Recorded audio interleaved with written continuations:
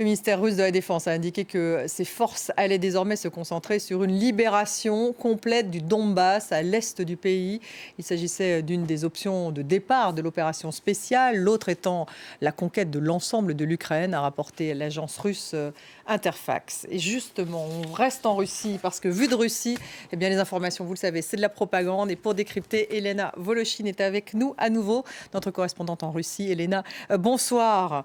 Et vous décryptez donc tous les soirs ces chaînes de télévision russes et comment cette propagande d'ailleurs montre la guerre en Ukraine. Et oui, et la propagande russe parle bien de libération. Et on commence avec l'info du jour. Il est 14h à Paris, 16h à Moscou. Voici l'ouverture du journal sur la principale chaîne d'information en continu que regarde la Russie, Rossiya 24. Bienvenue dans la réalité parallèle, Stéphanie. On va l'écouter un peu en longueur, mais vous allez voir, c'est important.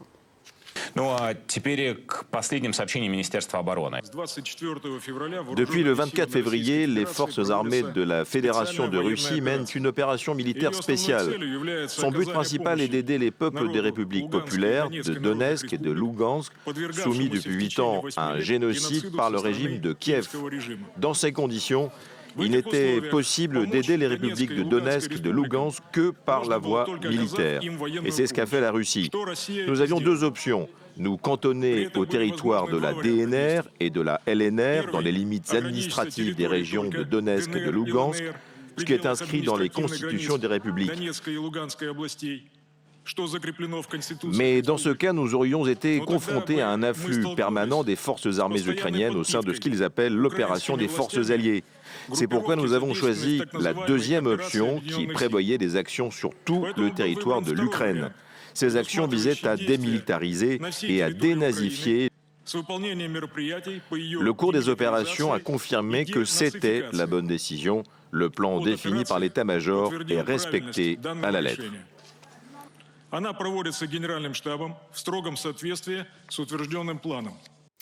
Alors, ce général du ministère russe de la Défense, qu'est-ce qu'il nous explique? Il nous explique d'abord qu'il y avait un génocide dans le Donbass perpétré par les Ukrainiens. Ça, c'est ce qui justifie c'est ce qui sert à justifier cette opération de libération, donc dans laquelle s'est lancée la Russie, puisque des nazis ukrainiens auraient cherché à mener ce génocide contre les populations russophones. Et donc, on a attaqué l'Ukraine pour empêcher ce génocide, mais le terme attaquer et le terme invasion n'est évidemment jamais prononcé par la propagande russe. Des actions qui visait donc à démilitariser et dénazifier. Et là, on nous dit que tout se déroule selon le plan prévu et que si la Russie, ça c'est très important, c'est une information qui a été révélée aujourd'hui, c'est que si la Russie a attaqué toute l'Ukraine, c'était pour empêcher l'armée ukrainienne de mener une contre-offensive, empêchant la Russie de venir libérer le Donbass et ses républiques populaires de Donetsk et de Lugansk. Voilà donc la théorie que l'on apprend aujourd'hui, où l'on apprend au passage que peut-être la Russie se cantonnerait donc à récupérer dans leurs grandes frontières administratives ces régions de Donetsk et de Lugansk. Et l'autre message qu'a fait passer durant ce briefing le ministère russe de la Défense, c'est qu'on ne fait jamais de victimes civiles. On mène une guerre propre, selon la Russie. Ce message est repris tel quel par les journaux télévisés russes. Écoutez. Contrairement aux nationalistes qui bombardent aveuglément les villes du Donbass, y compris avec des missiles ouragans, les militaires russes font usage d'armes de haute précision et ne frappent que des cibles et des infrastructures de combat. Nos militaires font tout pour que les habitants pacifiques ne souffrent pas. Et puis Mariupol, ville meurtrie, assiégée. Elena, depuis quasiment 3 semaines par les Russes, et à écouter la télévision russe, on est dans une opération humanitaire. Oui, c'est ce que nous martèle la propagande russe depuis le départ, c'est que Mariupol, cette ville rasée par les bombardements russes, où il y a on ne sait pas combien de victimes civiles, mais qui vivent un cauchemar absolu.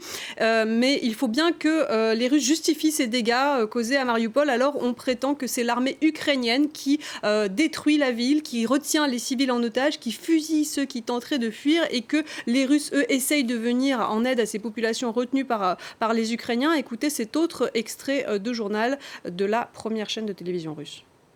La DNR annonce avoir pris le contrôle de la moitié de la ville. Dans la partie qui reste, les nationalistes détiennent les gens en otage et ne les laissent pas partir. Ceux qui tentent de fuir sont fusillés. Alors, que nous dit donc ce journal? C'est que la DNR, cette république séparatiste de Donetsk, à laquelle devrait être rattachée Mariupol selon la Russie, eh bien, elle a repris le contrôle quasiment de la moitié de la ville. Et il faut bien comprendre, regardez cette carte, que Mariupol, pour Vladimir Poutine, ce n'est pas négociable. Et il va tout faire pour tenter de reprendre cette ville parce qu'elle est inscrite historiquement dans les frontières de cette république autoproclamée de Donetsk qui s'est déclarée séparée de l'Ukraine depuis le début de la guerre en 2014.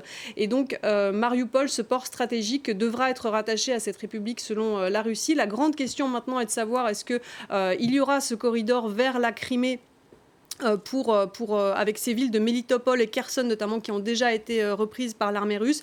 Mais en tout cas, ce que nous dit aujourd'hui, si on écoute bien la propagande russe, c'est qu'il faudrait au moins que ces républiques autoproclamées de Donetsk et de Lugansk soient restaurées dans les frontières qu'elles ont autoproclamées justement. Et d'ailleurs, la propagande russe a déjà rebattu les cartes parce que lorsqu'on écoute les signatures des reportages qui sont faits à Mariupol par les équipes de la télévision russe, regardez bien les sous-titres. Дмитрий Зайцев, Дмитрий Зелебянский, Дмитрий Киновский, Наталья Сидорова. Первый канал. Донецкая Народная Республика. Voilà, vous voyez, Mariupol, c'était en République populaire de Donetsk déjà, selon la télévision russe. Déjà, comme si c'était donc un acquis. Mariupol, c'est donc une ville que Vladimir Poutine se décidera véritablement à prendre. Oui, et ça s'appelle une prophétie autoréalisatrice et qui, en l'occurrence, va se réaliser si Vladimir Poutine parvient à ses objectifs au prix de milliers de destins de civils anéantis. Merci, Elena.